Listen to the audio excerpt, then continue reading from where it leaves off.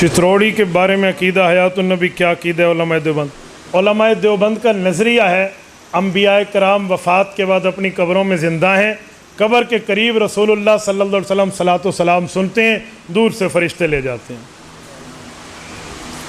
मौलाना एक शख्स के पास पैसे पड़े, एक मजबूर शख्स उससे उधार मांगता है, उसे कहते हैं मैं तुम्हें खाद लेकर देता हूँ और तुम बेच के पैसे ले लो, फ़ी बोरी 500 600 6 माह के बाद वसूल करता है, क्या कारोबार जायज़ है?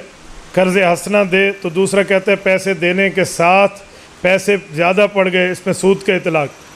मेरे दोस्तों, अगर खाद के मामलात में आपने जो दिया और लिया है ना, तो इसको नकद किया करें। खाद के मसलन आपने गंदम ली है, गंदम दी है, तो इसके उधार में ऊपर नीचे का मामला बहुत ख़राब होता है। इसको बराबर सराबर रखें, जय्यद और रद्दी बराबर रखें और इसमें उधार न रखें। हाँ, एक तरफ से पैसे हो, एक तरफ से गल्ला हो, फिर उधार जायज़ हो जाता है। और दूसरा, पैसे दें कर्ज़ हसना और उस बंदे से ज़्यादा लें, और उस ज़्यादा लेने की बुनियाद पे आप कहें मैं इतने पैसे ज़्यादा लूँगा, ये ऐन सूद है। ये सूद आपने किसी सूरत न लेना है और न सूद देना है। सूद के ऊपर तो अल्लाह रब्बुल इज़्ज़त ने लानत फरमाई है, बिल्कुल ये जुर्म है। उलमाए देवबंद की किताब अल-मुहन्नद अल-मुफन्नद मिर्ज़ा कहते ठीक नहीं है, इस बारे में गलत अक़ायद बयान किए गए हैं। बाबा, इंजीनियर मिर्ज़ा जो है ना, वो इंजीनियर है, इंजीनियर आलिम नहीं है। वो आलिम प्लस इंजीनियर होता तो सलाम अलैकुम, वाह वाह था। वो प्लस इंजीनियर आलिम नहीं है, वो जस्ट इंजीनियर है। तो जो इंजीनियर होता है उसका काम मसले चेक नहीं करना होता, उसका काम होता है थल्ली चेक करो, सड़क चेक करो, गली चेक करो, उसका काम मसले चेक करना नहीं होता। तो इसलिए इस बंदे ने आकर हमें आपको ख़राब किया है। आपने आलिम की बात माननी है, वो इंजीनियर हो, ओवरसीयर हो, ठीक है, हमें नहीं मसला, लेकिन कम अज़ कम आलिम तो होना चाहिए ना। इसने मसाइल गलत बताए हैं। अल-मुहन्नद अल-मुफन्नद उलमाए देवबंद की पहली इजमाई दस्तावेज़ है, इस पर कोई दूसरी राय नहीं है। और वो चैलेंज करता है उन लोगों को जिनका काम मुनाजरा नहीं है। चैलेंज हमारा वो कबूल नहीं करता। मैं तो आने यार कहता हूँ कि यार हमसे 2 नफल शुक्राने के पढ़वा लो, कोई पैसे वैसे लेने हो तो वो ले लो, हमसे 2 आंखें 4 कर लो भाई, हमसे कर लें। और फिर मैं बोलूँ, मैं असल में उन्हें पता है कि किसको हाथ डालना है और किसको नहीं डालना, इसलिए झूठ बोलना घर में बैठ के तो बहुत बड़ी बात होती है। मौलाना, उधार पर जो खाद दी जाती है, ये कारोबार ठीक है या नहीं? भाई, उधार के मामलात ये फ़लाँ, ये आप इलाके के उलमा से पूछ लें, आपको बताएंगे। मुझसे वो पूछें जो मेरे मुतालिक है। अदालती तलाक़ के बारे में क्या राय है? जी बिल्कुल, अदालती तलाक़ शराइत के साथ वाक़ई हो जाती है, लेकिन उसमें शराइत देखे जाते हैं कि आया वाक़ई ख़ावंद जो है ये ज़ालिम है, वाक़ई ख़ावंद ने हक़ खाए है, तो फिर अदालती तलाक़ हो जाती है और उसकी वक़ू का हुक्म है। चलो एक नो मौलाना, खुमुस के बारे में रहनुमाई फरमाएँ। खुमुस 5वां हिस्सा है। फ़अन्ना लिल्लाहि खुमुसहु वलिर्रसूल में इसकी तफसील मौजूद है। ये अल्लाह के रसूल सल्लल्लाहु अलैहि वसल्लम के लिए निकलता था और उनके रिश्तेदारों के लिए वो मामला है। हारूत और मारूत को इसाले सवाब किया जा सकता है? मेरे ख्याल में इसमें सवाल तो छोटा लिखा है, इसके पीछे एक दास्तान मौजूद है। कुछ लोग समझते हैं हारूत और मारूत 2 फरिश्ते से आसमान से उतरे थे, ज़ोहरा बाई औरत के साथ उनने ज़िना किया था, अल्लाह ने उनको कुएं में लटका दिया था, वो क़यामत तक लटके रहेंगे। ये झूठ है, कज़्ज़ाब है, बहतान है, बिल्कुल सरी इल्ज़ाम है, ऐसी कोई बात नहीं है। हारूत और मारूत 2 फरिश्ते आसमान से आए थे। बिबाबिल हारूत व मारूत, सूरत नंबर 2 सूरतुल बकरा, पारा नंबर 1 रकू नंबर 11 कुरान करीम में मौजूद है। ये 2 फरिश्ते आए और आकर लोगों को बताते थे कि जादू ये है और वही ये है, इनका फ़र्क ये है। तो वो दोनों फरिश्ते आए थे और वो समझाते थे। उसके बाद वो आसमानों पे चले गए हैं। उन्होंने कोई ज़िना नहीं किया, उन्होंने किसी किस्म का कोई गुनाह नहीं किया।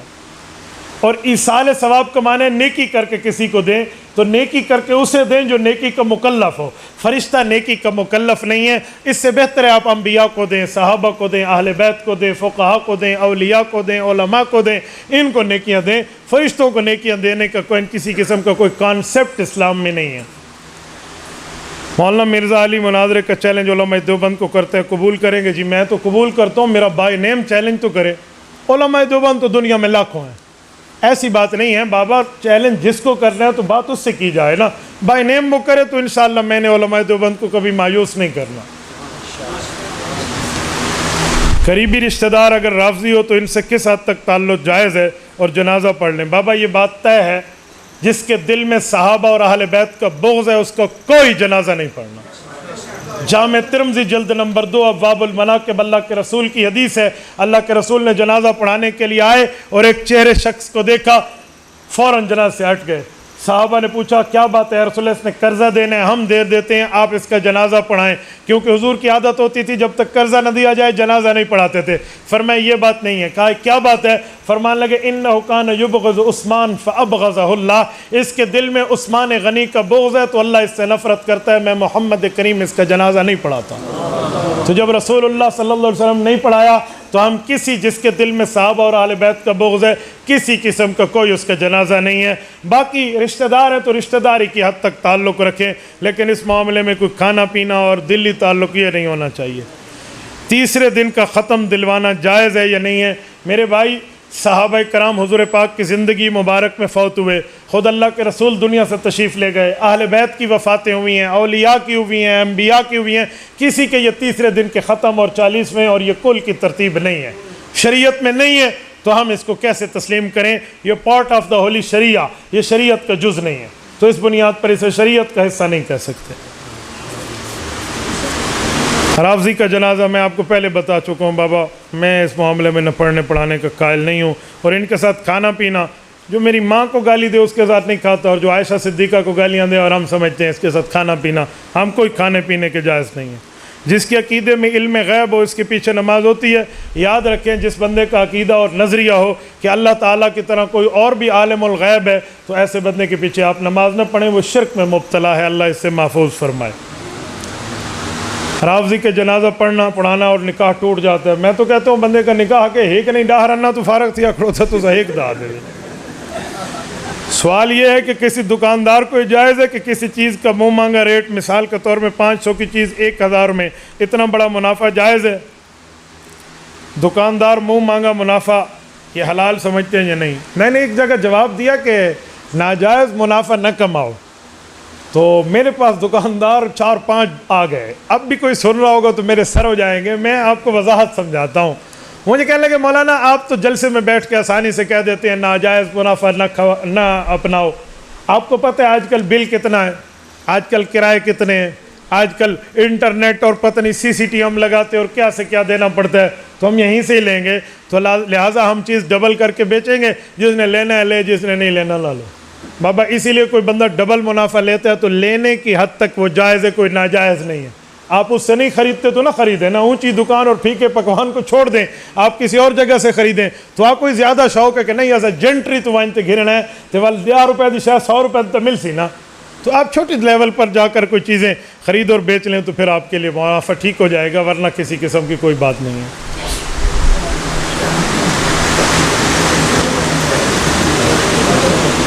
بیوی نے دعویٰ کر دیا عدالت میں اور عدالت کی طرف سے نوٹس آتے ہیں خامن کی طرف، خامن پیش نہیں ہوتا اور نہ ہی وہ منہ سے طلاق دیتا ہے، وہ اسی طرح طلاق ہو جائے۔ میں نے کہا شرائط میں دیکھا جائے گا، اگر یہ خامن جج کی تحقیق میں ظالم ثابت ہوا تو گھر بیٹھے جج طلاق دے دے گا بغیر خامن کے دستخط کے، یہ ظالم ہے اس کا حق کھا رہا ہے، اور جج پروف کر لینا کہ حق کھا رہا ہے اور ڈر کے مارے پیش نہیں ہوتا تو قاضی وقت لکھ دے گا اور طلاق واقع ہو جائے گی۔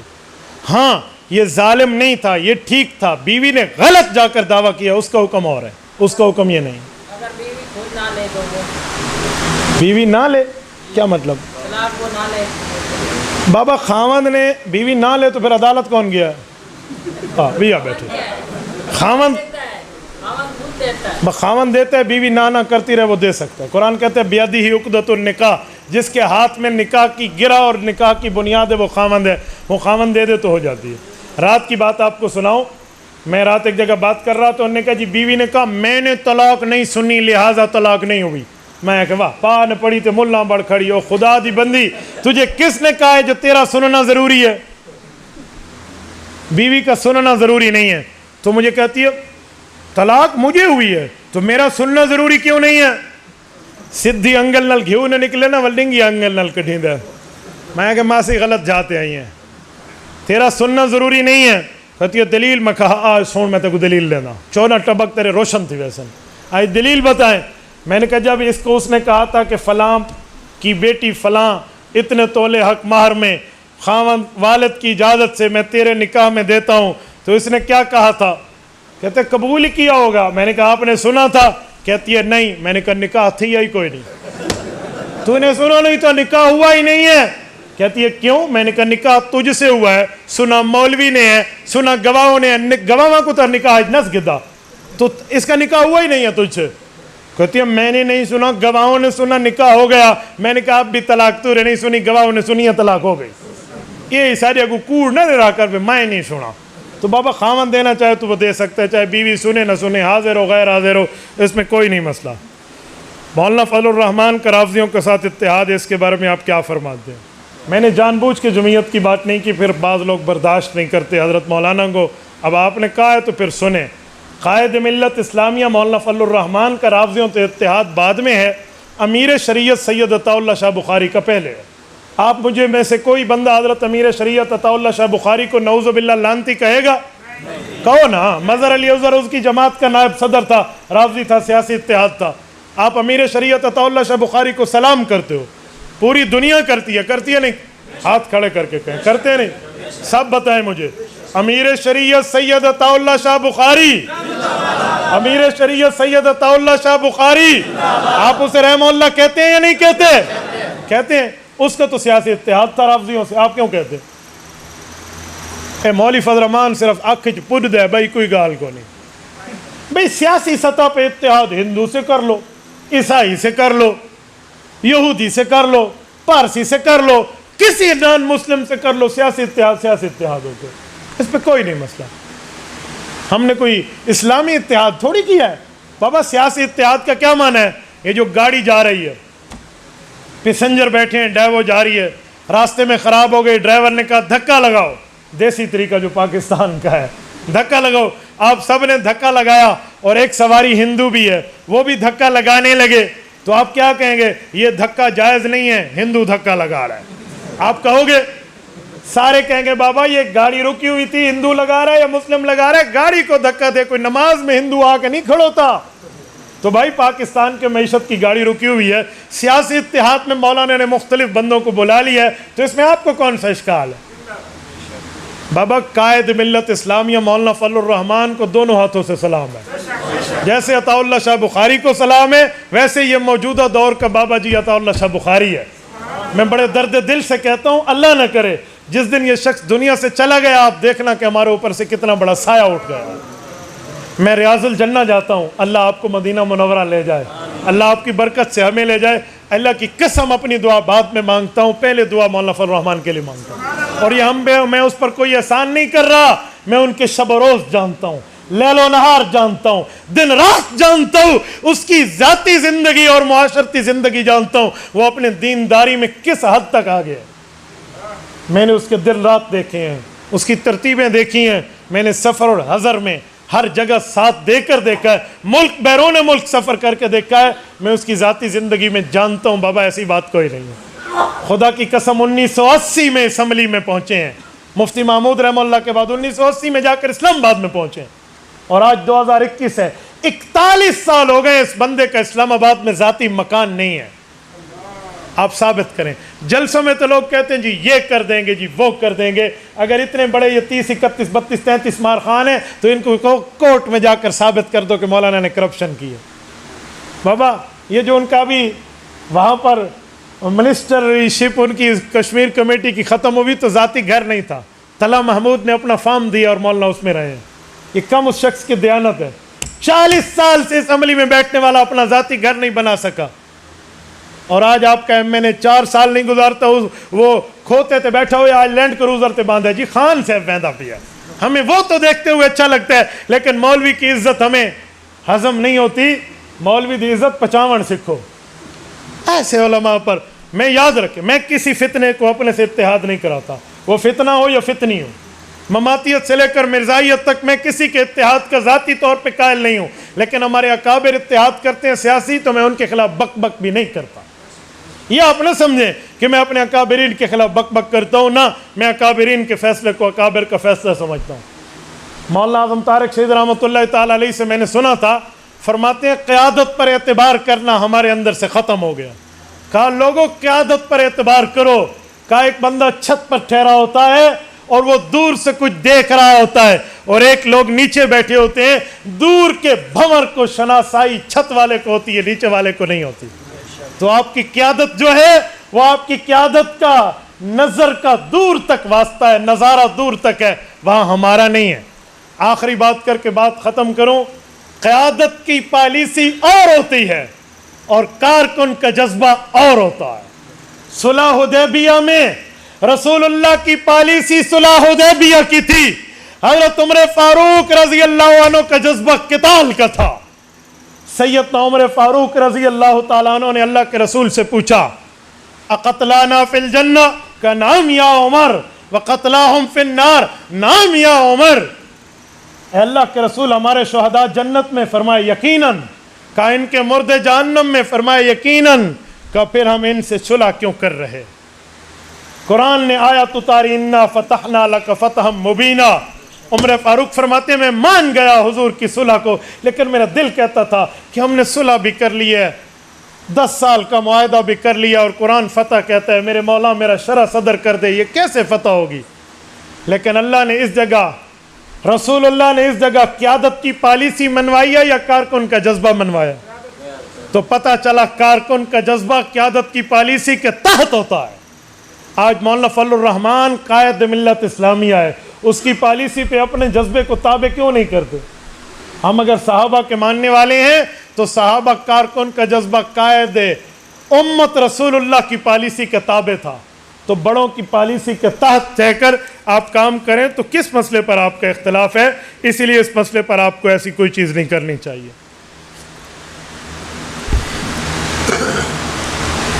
آپ کے یہاں تو بڑے بڑے فتنے, آپ مجھے کہتے ہیں اصلاحی گفتگو کریں, مجھے پہلے کہتے ہیں میں ان مسئلوں پر بات کرتا. یہ دیکھو نا, میں تو کون سوال پڑھ کے سنے نا, ذرا سنو یہ لکھا کیسے نے. بھائی عارف ندیم میں کو آتے ہیں اصلاحی گالیاں کرو, تھڑاؤں اتھا آپریشن کرنا ہے, اصلاحی گالیاں نہ کریں. تو ہمیں کوئی صوفی مولی بڑھا کے بلا لیتے. کہتے ہیں بہشتی زیور حصہ نمبر 2 صفحہ نمبر 5 مسئلہ نمبر 26. مولانا اشرف علی تھانوی رحمہ اللہ لکھتے ہیں کہ اگر انگلی پر نجاست لگی ہو تو 3 بار چاٹنے سے انگلی پاک ہو جائے گی, لیکن ایسے کرنا نہیں چاہیے. اگر عورت کے جسم میں قے ہو تو بچے نے 3 بار چوس لیا تو وہ پاک ہو جائے گا. کیوں لا حول ولا, مجھے دفاع کرنا آتا ہے. یہاں یہ لکھا ہوا ہے کہ انگلی پر نجاست لگی ہو تو چوس لو, یہ لکھا ہوا ہے. بتا رہے ہیں کہ اگر کوئی بیوقوف ایسا ہو نا کہ انگلی پہ نجاست کو زبان سے صاف کر لے تو زبان پلیت ہو جائے گی, انگلی پاک ہو جائے گی. اتنی سی مسئلہ ہے. اتنے سے مسئلے پر آپ کو کیا اعتراض ہے؟ آپ کیا کہتے ہیں زبان پلیت نہیں ہوگی, زبان پاک تھی سی.